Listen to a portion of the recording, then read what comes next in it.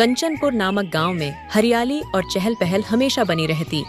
ये गांव सादगी और हरियाली से भरा हुआ था। उस गांव में मदन का एक गरीब परिवार रहता था। उसके परिवार में उसकी पत्नी लाली और एक 8 साल का बेटा था।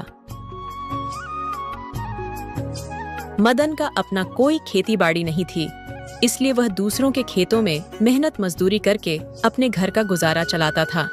इतनी मेहनत के बाद भी मदन 2 वक्त की रोटी जुटाने में असमर्थ था।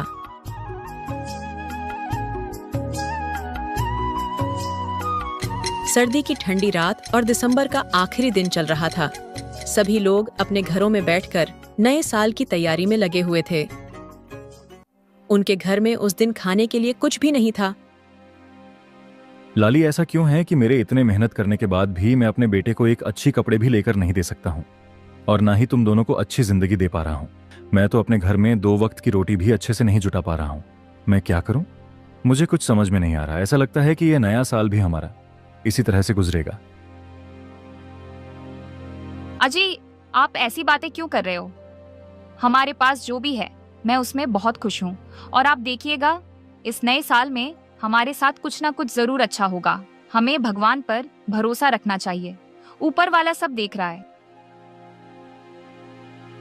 उनका बेटा भूख से परेशान था, मगर माता पिता की बातें सुनकर वह चुपचाप सोने की कोशिश कर रहा था। तभी उनके दरवाजे पर एक गरीब बुढ़िया आवाज देती है। इस समय इतनी ठंड में कौन हो सकता है? जब मदन दरवाजा खोलकर देखा है, तब एक गरीब बुढ़िया उनके दरवाजे के पास खड़ी थी। बेटा, मैं इस गांव में भीख मांगने के लिए आई थी। मैं पास के गांव में रहती हूँ, मगर मुझे इस गांव में बहुत रात हो चुकी है और बहुत ज्यादा ठंड भी पड़ रही है। तो क्या तुम आज रात मुझे अपने घर में रहने दोगे? मदन गरीब बुढ़िया की बात सुनकर मन ही मन सोचने लगता है। मेरे पास तो इस टूटी झोपड़ी में मात्र एक ही कमरा है, और मैं इस बूढ़ी अम्मा को कहाँ रखूंगा? कुछ देर सोचने के बाद मदन ने बूढ़ी अम्मा से कहा, अम्मा, मैं एक बहुत ही गरीब आदमी हूँ। मेरे पास इस टूटी हुई झोपड़ी में मात्र एक ही कमरा है, और उस कमरे में मैं अपने पूरे परिवार के साथ रहता हूँ। अगर आपका मन हो तो आप हमारे साथ रात भर के लिए इस कमरे में रह सकती हैं। हाँ बेटा, मुझे कोई दिक्कत नहीं है। बस मुझे रात भर के लिए आसरा चाहिए।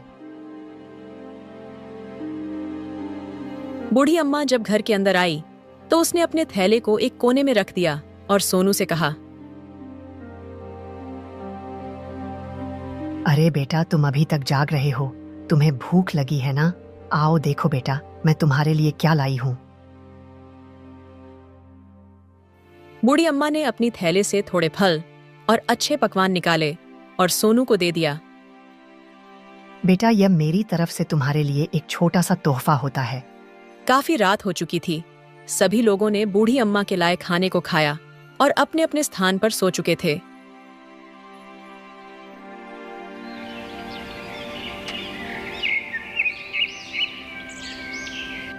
अगले दिन जब मदन अपने बिस्तर से सोकर उठा, तब उसने देखा कि बूढ़ी अम्मा अपने बिस्तर में नहीं है। उनका थैला वैसे ही एक कोने में पड़ा हुआ था। थैले में बहुत सारे पैसे थे। थैले को हाथ में लेकर मदन दौड़ते हुए बूढ़ी अम्मा को ढूंढने के लिए निकल जाता है। बूढ़ी अम्मा गांव के बाहर निकल चुकी थी और वह अपने रास्ते से जा रही थी। मदन दूर से ही बूढ़ी अम्मा को आवाज देता है, अम्मा, अरे ओ अम्मा, आपका थैला यहीं रह गया है। बूढ़ी अम्मा वहीं रुक गईं और उन्होंने पीछे मुड़कर देखा और मदन के पास जाकर कहा, बेटा, ये पैसा मैंने किसी नेक इंसान के लिए जमा करके रखा था, और तुम एक भले और ईमानदार इंसान हो। तुमने मुझ बूढ़ी भिखाड़ को अपने घर में रहने दिया और मान सम्मान दिया। इससे मेरा दिल बहुत ही खुश है। इसलिए यह पैसा मैंने तुम्हारे लिए ही छोड़ दिया था। बेटा, तुम इस पैसे को किसी अच्छे काम में उपयोग करना। अगर तुम इस पैसे को अच्छे काम के लिए उपयोग करोगे तो ये पैसे दोगुने होते जाएंगे।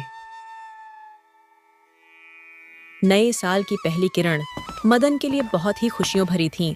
मदन घर आकर ये सारी बातें लाली को बताता है।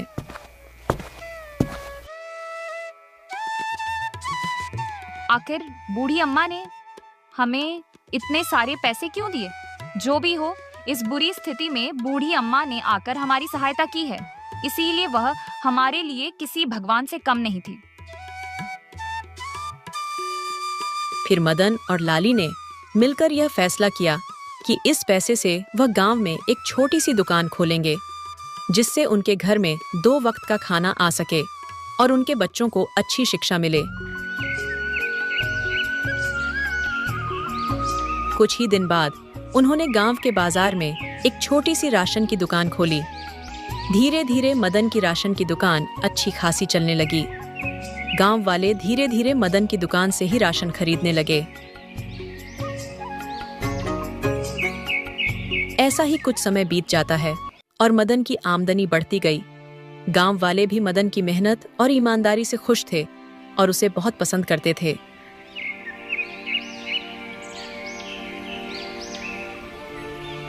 सब कुछ अच्छा चलता रहा और कई महीने बीत गए। मदन की दुकान के बगल में एक और राशन की दुकान थी। उसे दुकान के मालिक का नाम शंभू था। शंभू को मदन की तरक्की देखकर बहुत जलन होती थी। वह हमेशा मदन का बुरा करने की सोचता रहता था।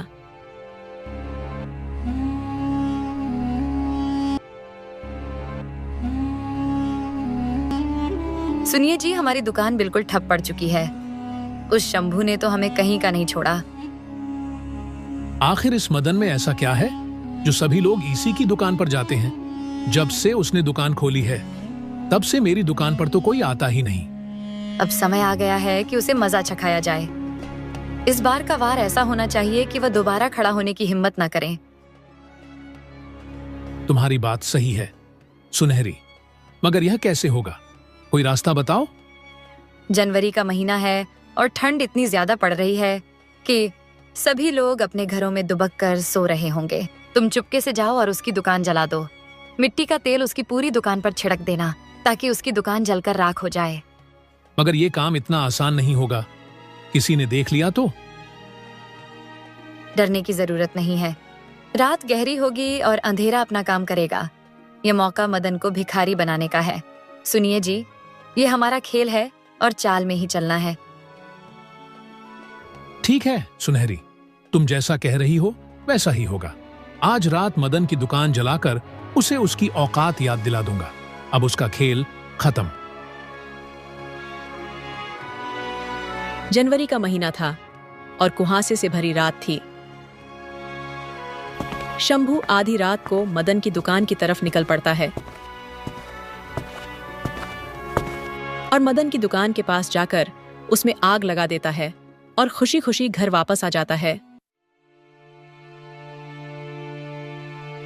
ठंड अधिक होने के कारण गांव वाले खिड़की दरवाजे बंद करके सो रहे थे, इसलिए जलते हुए दुकान की लौ की आवाज भी उनके कानों तक नहीं पहुंच पाई। दुकान में तेल, घी आदि सामग्री होने के कारण दुकान रात भर जलती रही।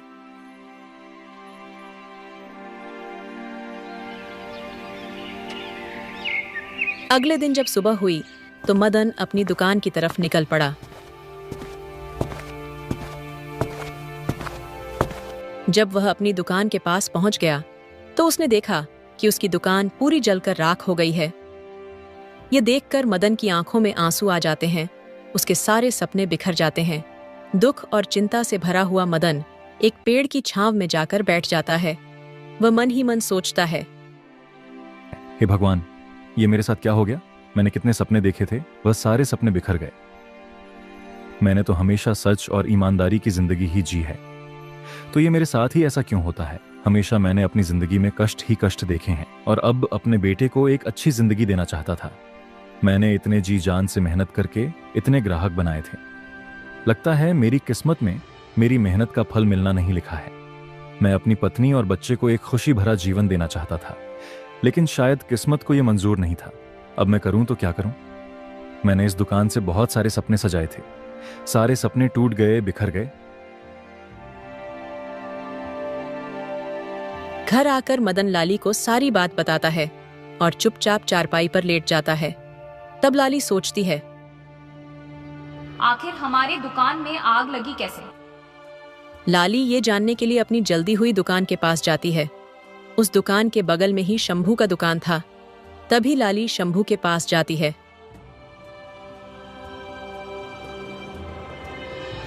शंभू भैया, क्या आपको पता है कि इस दुकान में आग कैसे लगी? नहीं लाली बहन, इस बार ठंड अधिक पड़ रही है तो मैं दुकान जल्दी ही बंद करके घर चला जाता हूँ।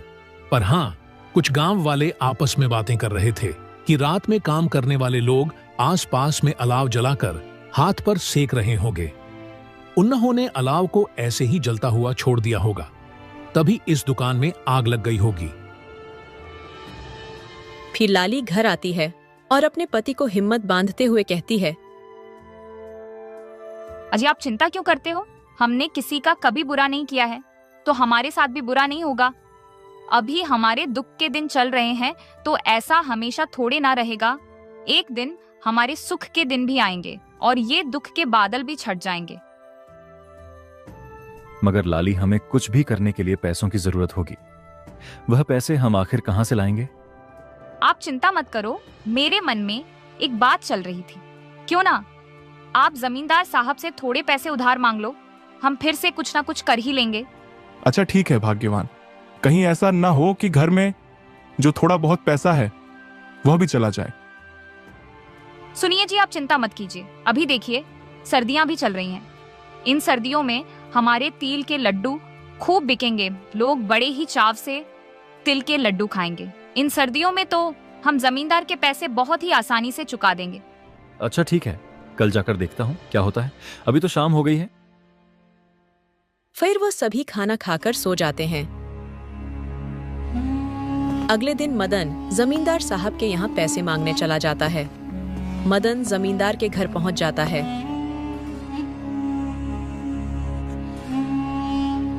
जमींदार स्वभाव से बहुत ही कठोर और निर्दयी था। अपने नौकरों पर चिल्ला रहा था।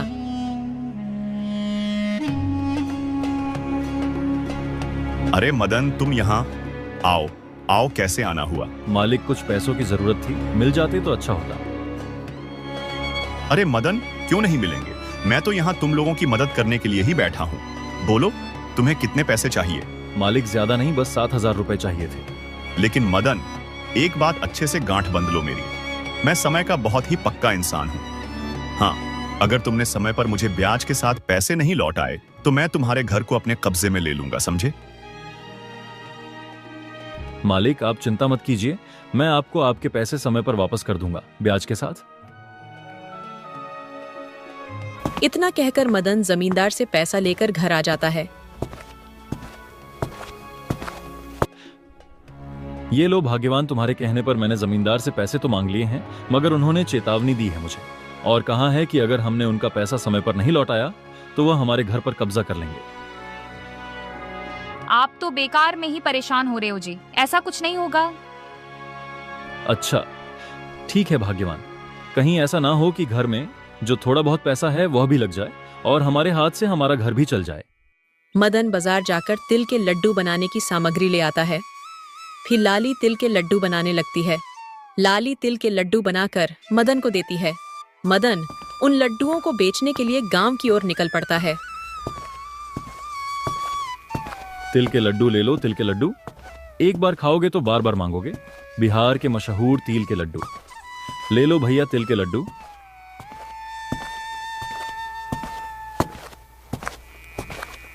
अरे भाई, ये तिल के लड्डू देखने में तो बहुत ही स्वादिष्ट लग रहे हैं। कैसे दे रहे हो?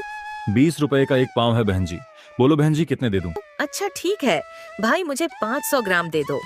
मदन 500 ग्राम तिल के लड्डू उसे दे देता है और पैसे लेकर आगे बढ़ जाता है। धीरे धीरे करके मदन के सारे तिल के लड्डू बिक जाते हैं और मदन घर वापस आ जाता है।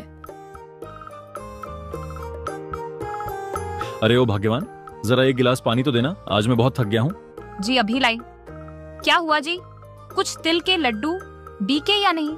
नहीं लाली, कुछ भी नहीं बिका और मैं तो आज बहुत ही ज्यादा थक गया हूँ। अजी आप ठीक ही कह रहे थे कि हमारे तिल के लड्डू नहीं बिकेंगे। अब तो हमारे पास ज्यादा पैसे भी नहीं हैं।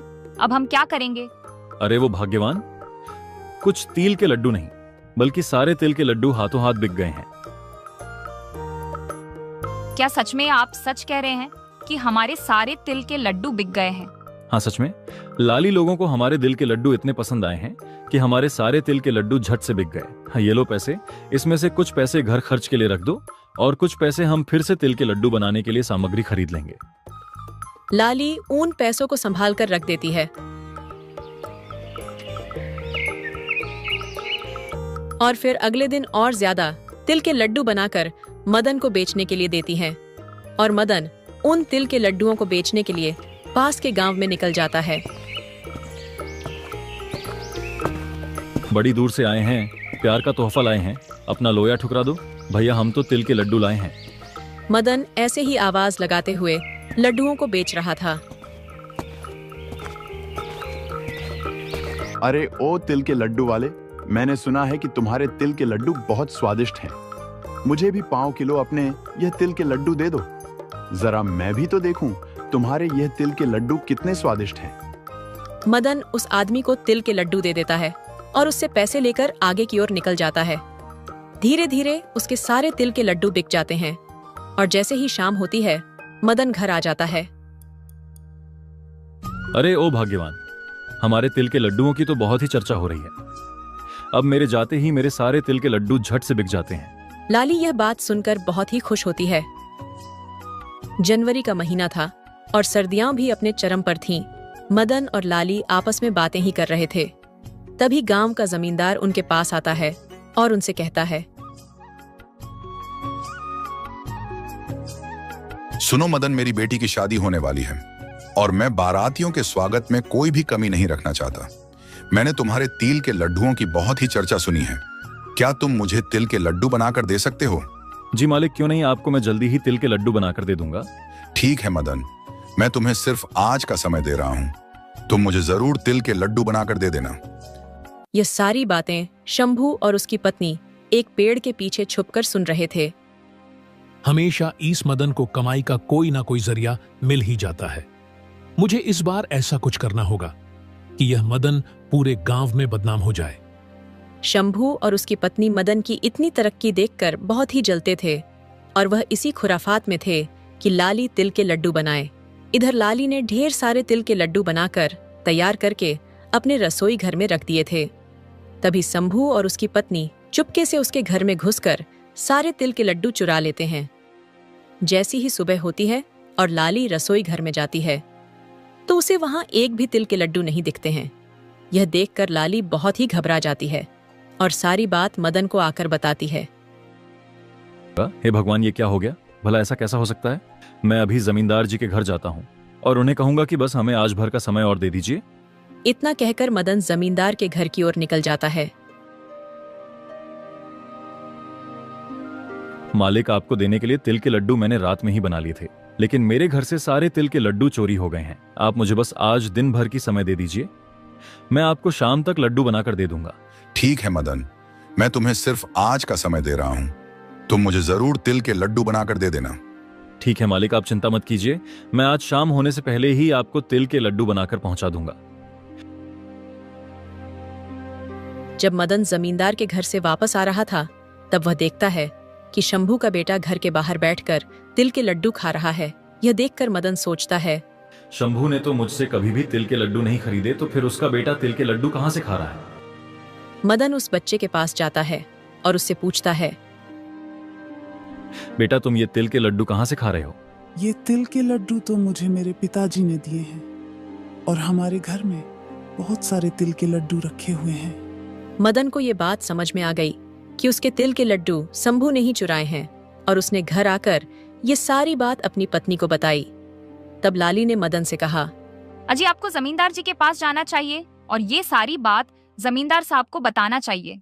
अब वही हमारी मदद कर सकते हैं। फिर मदन मुखिया जी के घर जाता है और उन्हें सारी बात बताता है। जमींदार साहब अपने नौकरों के साथ शंभू के घर जाते हैं और उसके पूरे घर की तलाशी लेते हैं। तुम लोग घर के अंदर जाओ और अच्छे से तलाशी लो। तलाश के दौरान शंभू के घर से ढेर सारे तिल के लड्डू मिलते हैं। आखिर तुमने मदन के तिल के लड्डू क्यों चुराए? मुझे माफ कर दीजिए जमींदार साहब, मेरे अंदर जलन की भावना आ गई थी। मदन इतनी तेजी से आगे बढ़ रहा था कि मुझे देखा ना गया। मदन की दुकान मैंने ही जलाई थी क्योंकि इसकी दुकान पर भीड़ लगी रहती थी और मेरी दुकान पर एक भी ग्राहक नहीं आते थे। तुम इतनी आसानी से माफी मांग रहे हो, ये माफ करने वाली बात नहीं है। तुम्हें सजा तो जरूर मिलेगी। फिर जमींदार ने शंभू और उसके परिवार को गांव से निकाल दिया शंभू को उसके किए की सजा मिलती है और मदन जमींदार से लिया हुआ कर्ज भी चुका देता है और खुशी खुशी अपना जीवन बिताने लगता है। अगर हमारी कहानी आपको पसंद है तो हमारे वीडियो को लाइक करके चैनल को सब्सक्राइब जरूर करें और एक प्यारा सा कमेंट करें। Thanks for watching.